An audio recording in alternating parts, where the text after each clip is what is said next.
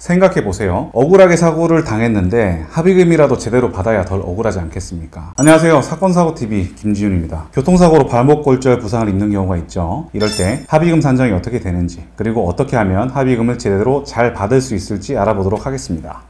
이번 영상에서는 자동차 보험 약관 기준으로 보험금 산정하는 방법을 먼저 설명드릴 건데요. 총 6가지 항목이 있는데요. 이 중 기본적인 항목 5개 산정하는 방법에 대해서 먼저 알아보고요. 마지막 상실수익액 항목은 매우 중요하기 때문에 다음 영상에서 별도로 다루도록 하겠습니다.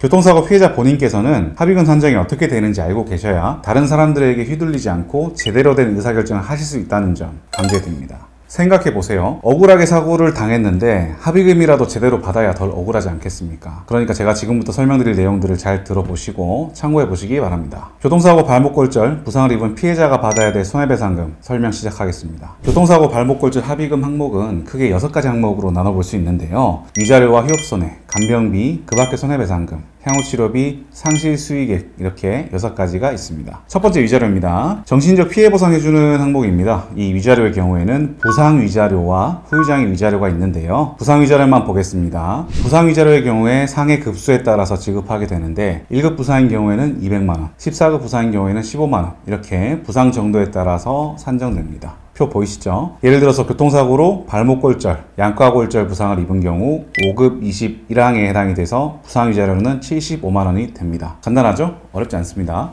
두 번째 항목인 휴업손해입니다. 이번 기간 동안 일을 못했으니까 보상 받아야겠죠. 휴업손해의 경우에 이번 기간에 수입 감소액의 85%가 산정되는데요. 예를 들어 입증되는 월소득이 300만원인 사람이 50일간 입원한 경우에는 300 나누기 30 곱하기 50 곱하기 85% 해서 425만원이 휴업손해로 산정되는 것입니다. 어렵지 않죠? 세 번째 항목인 간병비 항목입니다. 간병비 궁금하실 텐데요. 이 간병비는 조건이 있어요. 상해급수 1급에서 5급 사이에 해당되는 경우에만 받을 수가 있는데요. 1급이나 2급 부상인 경우에는 60일, 그리고 5급 부상인 경우에는 15일치를 받을 수 있습니다. 만약 발목골절로 부상 5급에 해당하는 경우에는 15일치의 간병비가 인정이 된다는 얘기겠죠. 이때 이 간병비 기준은 1일 일용근로자임금 기준으로 지급을 하게 되고요. 제가 지금 이 영상을 찍는 2023년 상반기 기준 일용근로자임금은 하루 12만 843원입니다. 근데 숫자가 복잡하니까 12만원으로 잡고 계산 편하게 해보겠습니다. 15일로 계산해보면 15일 곱하기 12만원 하면 되죠. 그럼 180만원이거든요.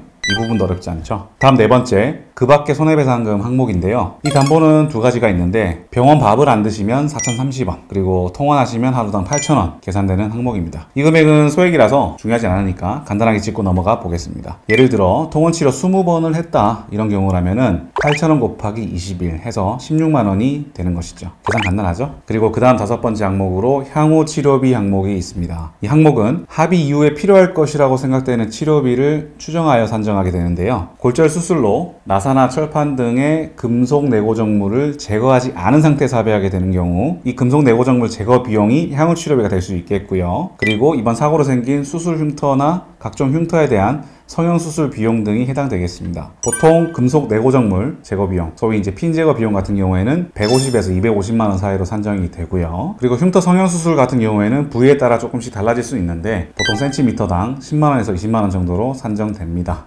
참고해주세요. 만약에 이 향후치료비 금액에 대해서 분쟁이 있으신 경우에는 해당 진료과 전문의에게 향후치료비 추정서를 발급받아서 청구 진행하시면 되겠습니다. 여기까지 교통사고 발목골절 합의금 항목 6개 중에 5가지 항목들을 산정하는 방법을 간단하게 알아보았습니다. 그렇게 어렵진 않으셨죠? 하지만 이 마지막 6번째 상실수익액 항목은 매우 중요하기 때문에 다음 영상에서 별도로 설명드리도록 하겠습니다. 영상 시청해 주셔서 감사합니다.